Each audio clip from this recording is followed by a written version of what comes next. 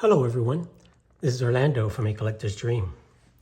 And as I head into a card show this weekend, and then as we get ready for the big card show in April, next month already at Strongsville, I've got to say, guys, if you've been following on my journey, I'm a breaker. Yeah, I have to admit that I'm a breaker. And I'm a breaker of my collection, breaker of sets.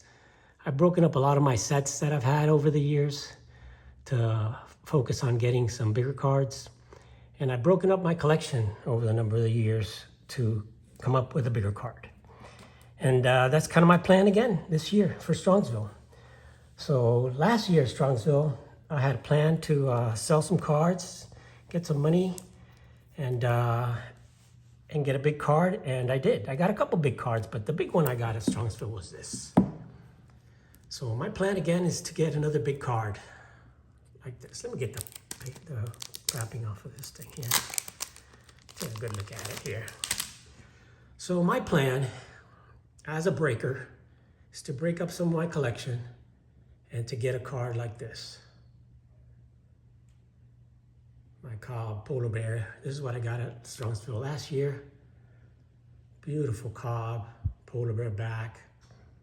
A little bit of staining there, which is great. That's what it should have, a little bit of staining, because these were put in scrap tobacco, not just like a regular, pack of cards, pack of tobacco, but in scrap, just loose tobacco basically. And that's why the polar bears are usually a little more, dirtier, nastier and stuff. But this one is just so clean, so beautiful that I had to get it. So that was my pickup. So what am I gonna do this year? Because I want to get another card like that. So I'm gonna be moving some cards. Like always, I'm gonna be breaking some stuff. And one set that I have that's a complete set that I'm gonna break is gonna be my 59 tops. I'm gonna look to sell this Bob Gibson in an 8. But I'm gonna pick up another one. I'm gonna pick one up in lower grade. Probably pick up a good mid-grade one. I don't need an 8, to be honest with you. Even though it's a gorgeous card. So I'm gonna take one last look at this beautiful 8. Nice clean card. And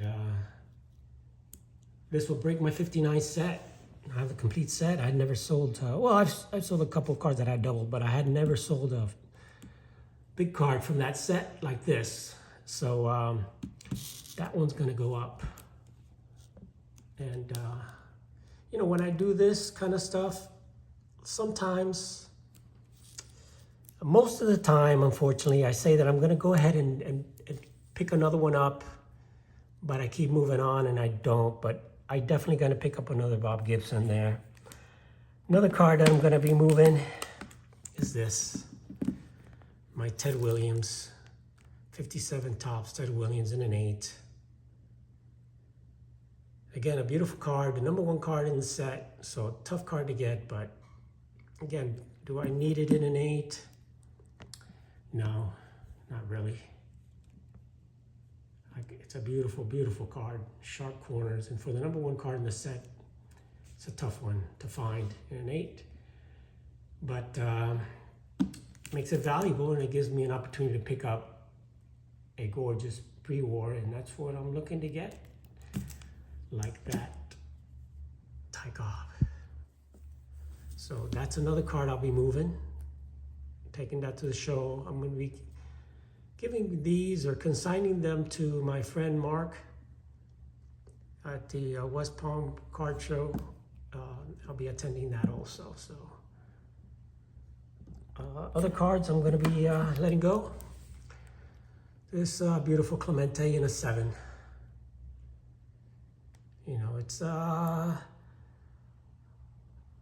It's a beautiful card little off center, but the registration isn't quite there for me on this one. So I'm gonna go ahead and move that. Hopefully I'll pick up another one eventually, but if I don't, I don't, you know, I mean, it is what it is. But my plan is to pick up a big card, and if, you know, whatever money I have left, get another Bob Gibson in a lower grade, a mid grade. Another card I'm gonna move on, and some of my cards from the 1800s, and it's this, the old Judge, Gil Hatfield in a 6, the highest graded example of this card that exists. And a 6 in a old Judge is, this is an 1887, is a pretty high grade, actually a super high grade for an 1886 card. So even though it's not a well-known player, more of a common player, it's just a beautiful card. I've kept it for many years. Look at the scenery in the back. He's ready to catch the ball there. Beautiful card, but I can get some money for that and try to pick up a top-notch card. Again, like that Cobb or something similar to that. And then some other cards I'm going to be putting up for sale, or some of my Goodwin Champions that I had duplicates of. This beautiful Dioro pool card in a 4, high grade for those, 1888s, Goodwin Champions. The champion pool player from Cuba, but I have a higher grade, so I'm going to move that. These are all going to be duplicates that I have. So the Marksman, getting a 3, which pretty high grade for that set. Bogadars, and this guy's got a good history. This is the guy that actually invented the shooting, the, what do you call it, skeet shooting, or where they shoot that thing in the air and you shoot it out of the air. The skeets. He used to do balls, round balls, colored balls in the old days. And also going to be moving this guy here, Lon Myers. And if you know about Lon Myers, he was the first star Jewish athlete, and he was a champion runner of the United States and of the world. And look at all the medals this guy had. And he was Jewish. So Lon Myers, one of the top runners back in the 19th century. So it's got a little mark in the back right there. But we move in that one. And the last one that I'm moving is that I just upgraded recently, and that was Dwight, the tennis guy. This is one of the toughest cards in the set. And since I picked up a 4.5, the highest graded is a 5. There are nothing grading a 5. So a 3 is a good grade.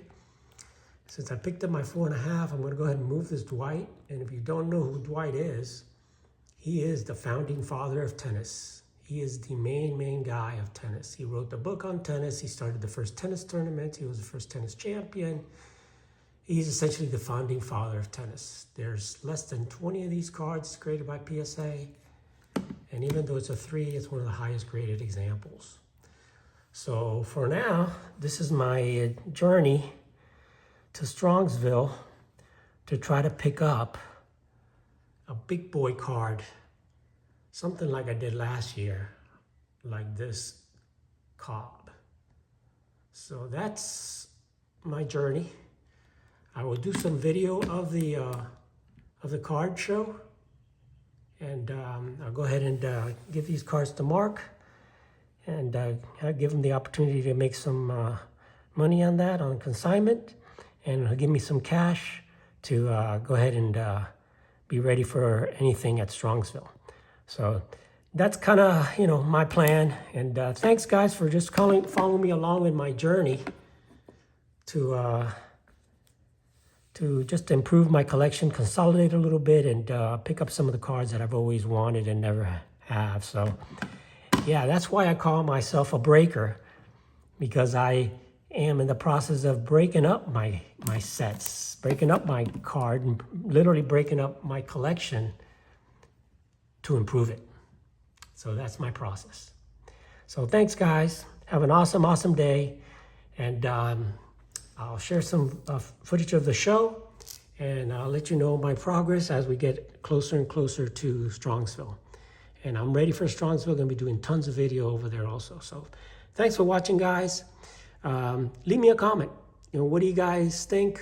Would you do that? Would you get rid of all those cards and try to go for a big boy card, something similar to this cob? Or will you just keep all these other good guys that I have up there, because I just can't afford just to go out there and spend, let's say 10 grand on a card. I've got to move some of this stuff or all of this stuff in order to do that. So your thoughts, let me know in the comments. Thanks for watching, guys. It's Orlando from A Collector's Dream. Have an awesome, awesome day, and I'll catch you on the next time.